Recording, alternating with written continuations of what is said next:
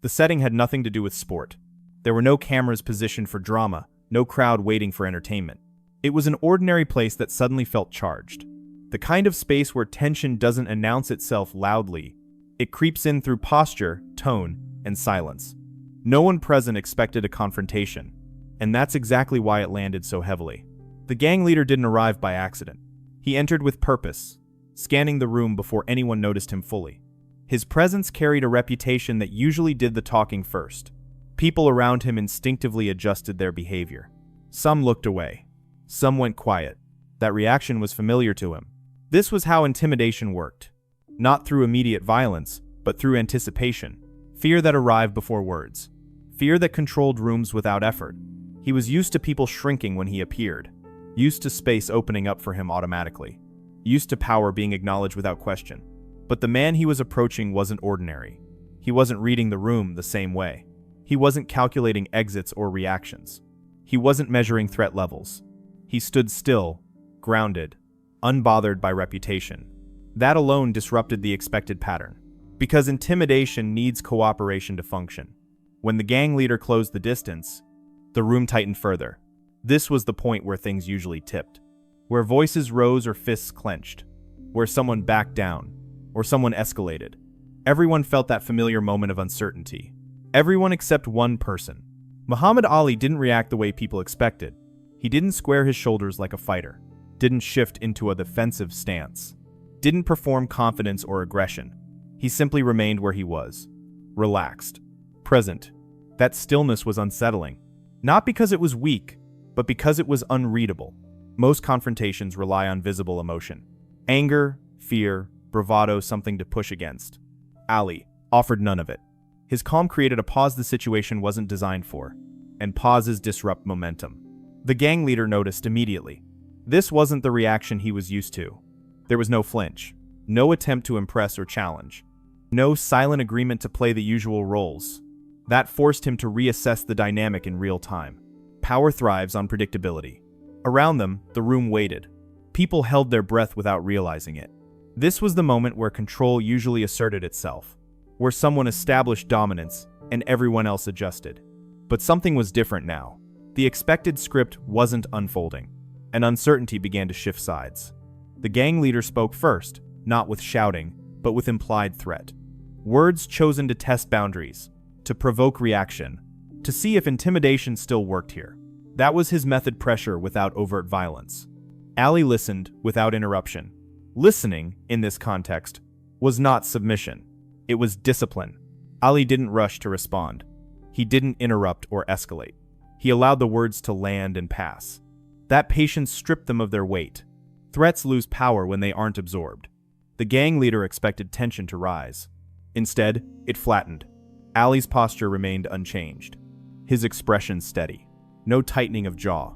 No shift in stance. The confrontation stalled in its own tracks. This was the first real crack in the encounter.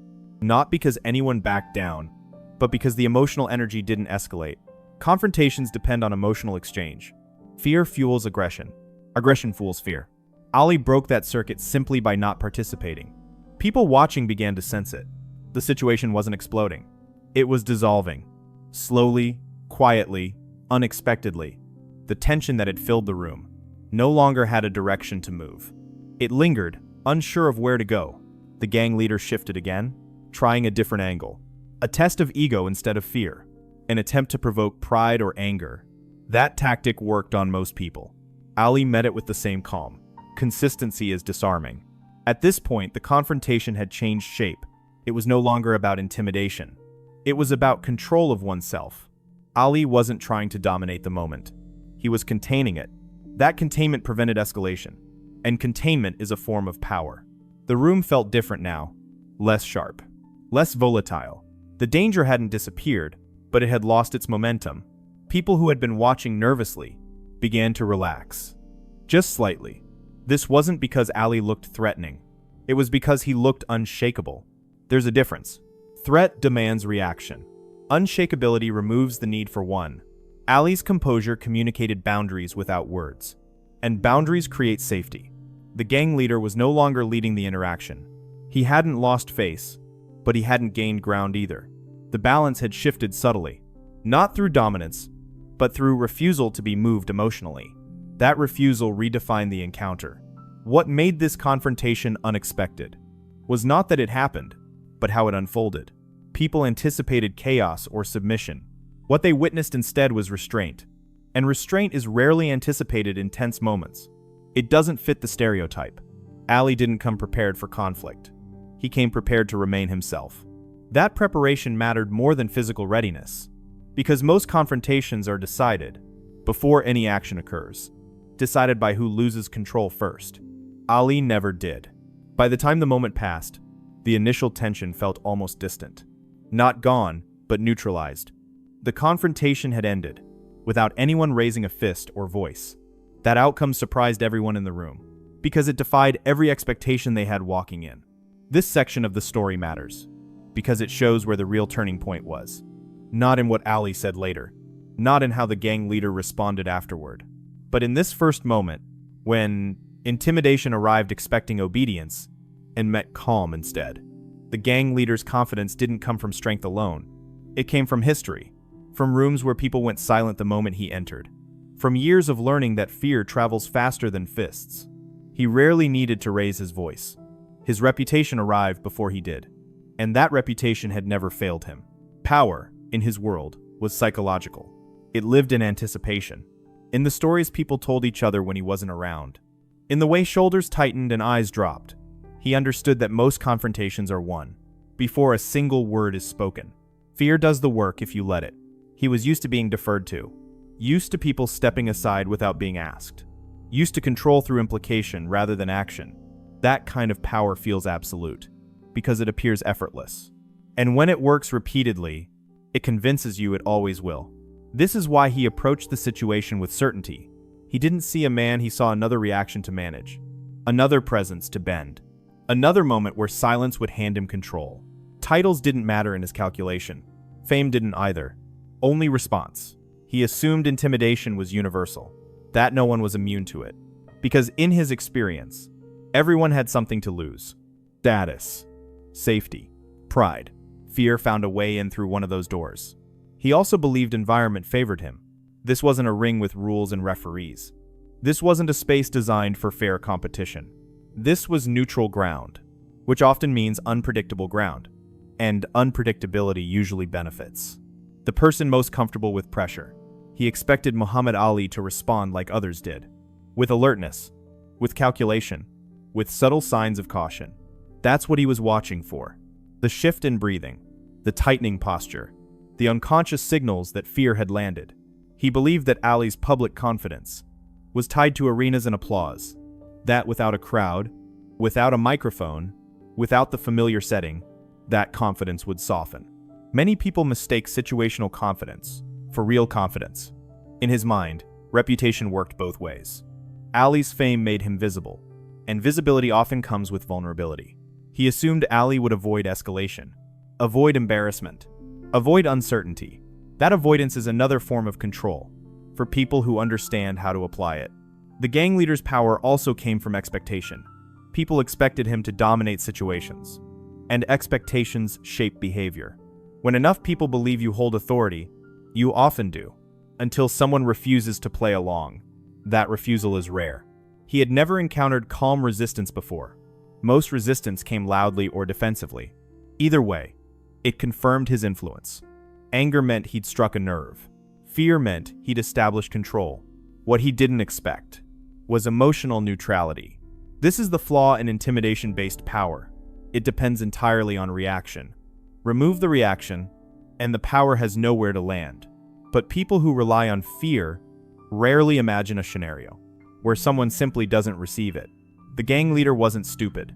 He was observant. And slowly, he began to realize that something fundamental was missing. There was no tension to exploit, no insecurity to press against, no emotional hook to grab. He thought power meant being the loudest force in the room. But Ali wasn't competing for volume. He wasn't even competing. That misunderstanding weakened the gang leader's position, without Ali lifting a finger. Because dominance only works when it's acknowledged, the realization didn't arrive all at once. It crept in through small cues. Ali's steady breathing, unchanged posture, unrushed attention. These details contradicted everything the gang leader relied on, and contradiction unsettles people who depend on predictable fear. What the gang leader mistook for fearlessness was actually something deeper. Ali wasn't brave in the dramatic sense. He was settled. There was no internal argument happening, no negotiation with himself. That internal clarity made intimidation ineffective. The gang leader believed power meant forcing outcomes. Ali understood power as choosing responses. That difference reshaped the encounter entirely. One was trying to impose control. The other was maintaining it internally. Only one of those strategies is sustainable. At this stage, the gang leader still thought he could steer the interaction. He hadn't yet accepted that his usual tools were failing. People rarely recognize loss of power immediately. They sense confusion first. And confusion is the beginning of recalibration. This section matters because it explains why the situation felt dangerous at first. Not because violence was inevitable, but because expectations were misaligned. One man expected dominance through fear. The other expected nothing, and that expectation changed everything. The gang leader came in believing power belonged to whoever intimidated first. He left realizing something uncomfortable. That intimidation only works when the other person agrees to feel small, and Ali never did. What changed the encounter wasn't a move or a word. It was the absence of reaction. When pressure usually causes people to stiffen, Ali stayed loose. When threat usually forces calculation, he stayed present. That calm rewrote the balance instantly. Muhammad Ali had faced louder pressure before. Crowds of thousands screaming for his failure. Opponents promising to hurt him. Moments where one mistake could end a career. Compared to that, this was just another test. Not of strength, but of composure. He didn't square his shoulders like a fighter preparing to strike. That would have escalated the moment. He didn't step back either. That would have conceded emotional ground. Instead, he stood naturally, comfortably, as if nothing unusual was happening at all. That neutrality was unsettling. Most intimidation relies on mirroring. Aggression seeks aggression. Fear looks for fear. Ali offered neither. His posture said, "I'm not threatened," without saying a word. And that message landed harder than defiance ever could. People often misunderstand courage as confrontation. Ali understood it as control. Control of breath, control of tone, control of impulse. He didn't need to prove anything in that moment. The need to prove is often the weakest position to occupy. The gang leader waited for a signal, a tightening jaw, a raised voice, a defensive shift. Something to confirm dominance was working. But Ali gave him nothing to push against. No emotional resistance, no visible insecurity, just steady attention. That attention mattered. Ali didn't dismiss the man. He didn't glare or look away. He acknowledged him fully, which stripped the interaction of disrespect without granting fear. That balance is rare. Most people swing too far in one direction. Stillness can feel louder than motion. Ali's calm filled the space. Where escalation usually lived, the tension had nowhere to grow. It couldn't climb because nothing fed it. The moment hovered, stalled, uncertain of itself. That uncertainty began to shift power. Ali had learned something essential in the ring. You don't waste energy on every feint. You don't bite at every threat. You let impatience expose itself. He applied the same principle here. By not reacting, he let the pressure reveal its limits. And pressure without reaction collapses. The gang leader tried to reassert control through presence. He stood closer, adjusted his stance, let silence stretch. Those tactics usually forced submission or escalation. Ali remained unchanged. The stillness became unmistakable now. It was intentional. At this point, the confrontation stopped being physical. It became psychological. Not a battle of strength, but a battle of internal regulation. One man was managing others through fear. The other was managing himself through clarity. Only one of those creates stability. Ali's face showed no tension, no forced calm, just ease. That ease communicated a powerful truth. Nothing here was worth losing control over. When someone realizes you won't trade your peace for their pressure, their leverage disappears. Observers could feel the shift. What had started as danger was now confusion.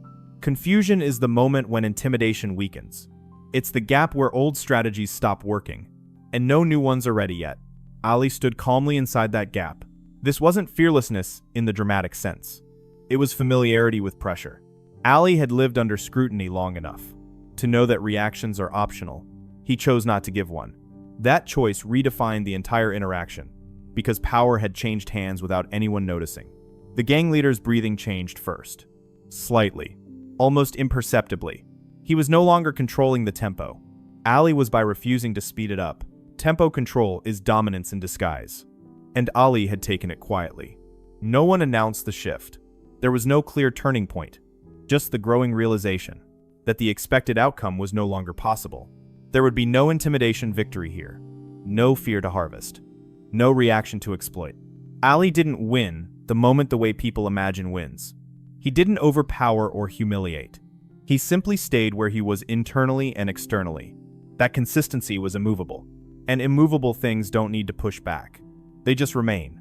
This section matters because it reveals the core lesson. Real strength doesn't rise to every challenge. It chooses which ones deserve energy. Ali recognized this confrontation wasn't about dominance or pride. It was about control of self. And he never surrendered that. By not flinching, Ali sent a message without words. I'm not here to fight you, and I'm not here to fear you. That message changed everything that followed. Control doesn't always change hands loudly. Sometimes it moves so quietly that most people miss it.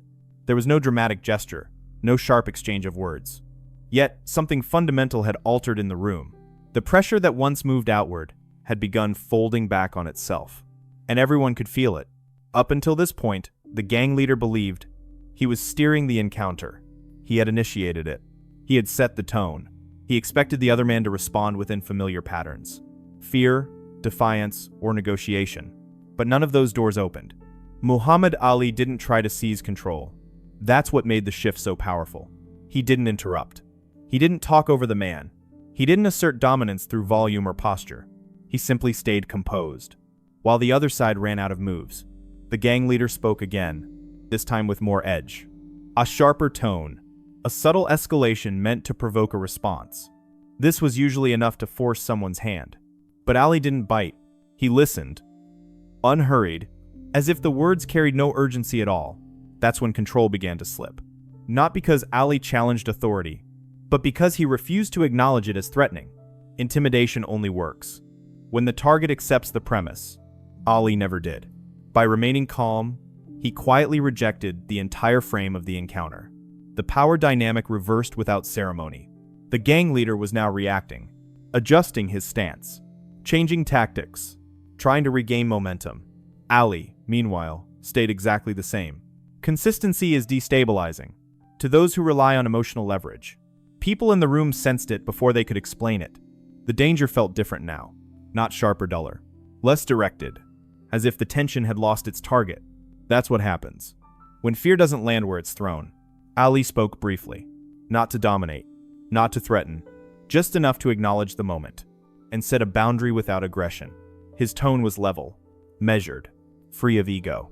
The words themselves mattered less than the way they were delivered. This was the turning point. The gang leader realized he wasn't facing resistance. He was facing stability. You can push against resistance. You can break it, overpower it, exhaust it, but stability doesn't push back. It just holds its ground. The gang leader hesitated.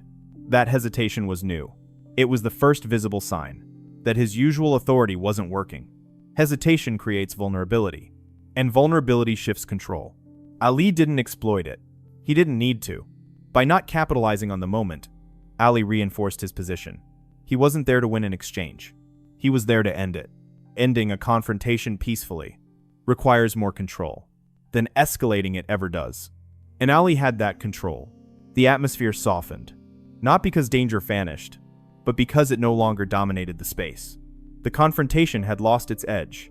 The room began breathing again. People who had been frozen found their bodies loosening slightly. That collective response said everything. The gang leader understood now that escalation would only isolate him. There was no audience cheering him on, no fear feeding his authority, just a man standing calmly, unmoved and unafraid. That realization forced a recalculation, and recalculation is the beginning of retreat. Control had shifted not through force, but through refusal to be pulled off center. Ali didn't take power from the gang leader. He simply stopped lending him any. And power that isn't reinforced doesn't survive long. This moment matters because it reveals a truth most people never learn. You don't gain control by overpowering every situation. You gain it by mastering yourself first. Ali demonstrated that mastery here, quietly, without spectacle, without violence. The confrontation was no longer a confrontation. It had become a pause, filled with understanding. The gang leader wasn't defeated. He was disarmed. And there's a difference. Defeat creates resentment. Disarmament creates distance. By the time the encounter ended, control had fully shifted, not because Ali demanded it, but because he embodied it. He showed that the strongest position is not dominance over others, but sovereignty over oneself. At this point, violence was still an option. Nothing physically prevented it. No authority stepped in. No rules were being enforced. If Ali had chosen force, many would have understood it. Some might have even celebrated it. But Muhammad Ali knew something most people miss in tense moments. Violence would have given the confrontation meaning. It would have turned the gang leader into a worthy opponent. It would have elevated the situation from intimidation into conflict. And conflict is exactly what intimidation seeks. Ali understood that fists escalate narratives.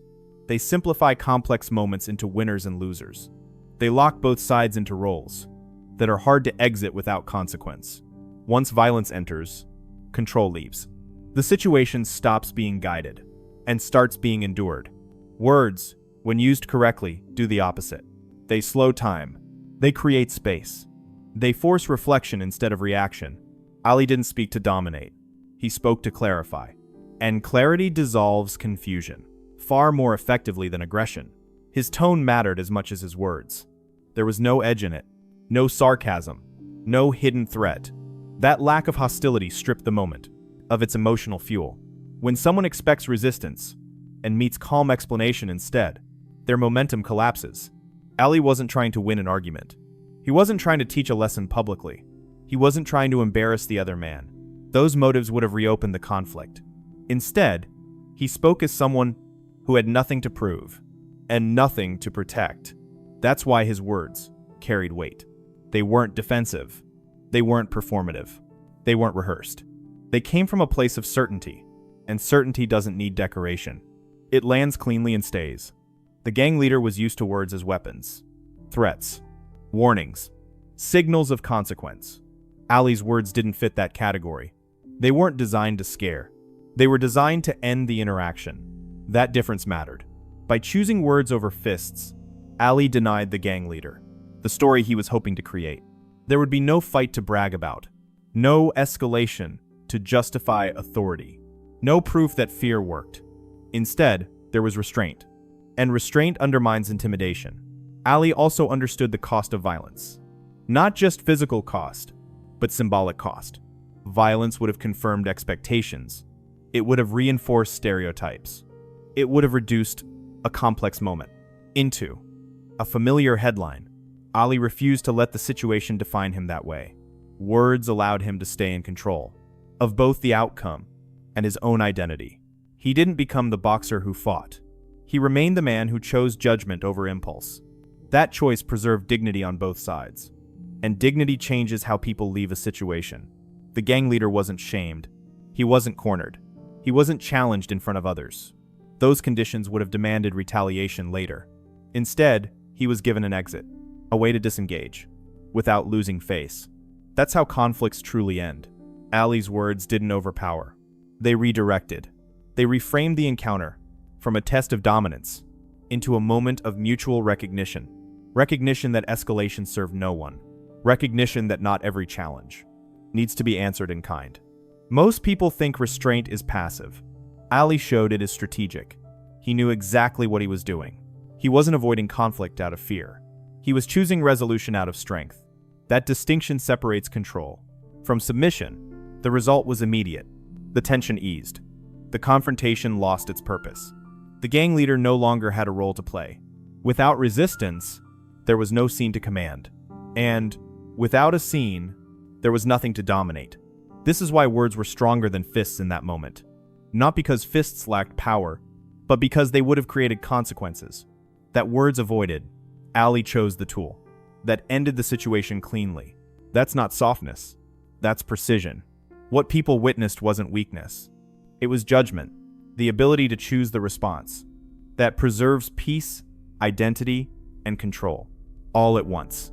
That ability is rare, and it's far more dangerous to intimidation than any punch could ever be. By the time the encounter ended, nothing dramatic had happened, and that was the point. Ali walked away without spectacle. The gang leader walked away without leverage. And everyone else walked away, having witnessed something unexpected. That the strongest move was the one that didn't look like a fight at all.